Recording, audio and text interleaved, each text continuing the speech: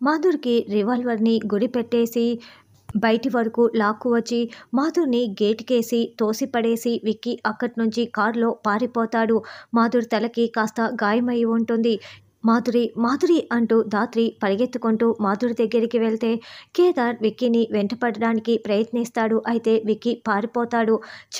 అంటూ ఇద్దరు కోపంతో రగిలిపోతూ అలా మాధుర్‌ని కాపాడేసి సంధ్యెక్కడ అని లోపలికి వచ్చి చూడగా సంధ్య విగతజీవిగా పడిపోయి ఉంటుంది. అది చూడలేక ఒక్కసారిగా ధాత్రి దుప్పటి తీసి కప్పేసి వెంటనే హాస్పిటల్‌లో జాయిన్ చేస్తారు. తనకి ఎక్కువ సమయం లేదు. తనని మేము కాపాడలేకపోతున్నాము. తను కాసేపు మాత్రమే ప్రాణాలతో ఉంటుంది. కాబట్టి చివరి వాంగ్మూలం మీరేమైనా తీసుకోదలిస్తే తీసుకోవచ్చు అని డాక్టర్ చెప్తూ ఉంటుంది. ధాత్రి చాలా ఏడుస్తూ సంధ్య ఏం జరిగిందో చెప్పు. నీ వాంగ్మూలం ఇవ్వు అని ధాత్రి చాలా ఏడుస్తూ అడుగుతూ ఉంటుంది. తనకి చాలా టార్చర్ పెట్టారు. బోన్స్ కూడా డ్యామేజ్ అయ్యాయి. తను చాలా టార్చర్ అనుభవించింది అని డాక్టర్ మొత్తం వివరాలు చెప్తుంది.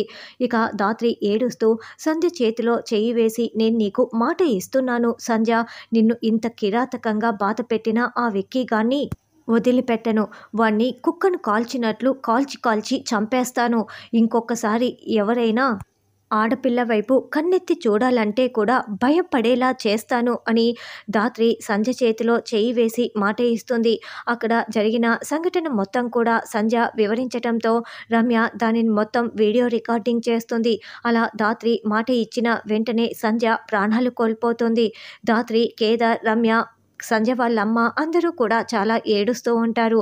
విక్కీ ఏమో బాగా మందు కొడుతూ ఎంజాయ్ చేస్తూ ఉంటాడు.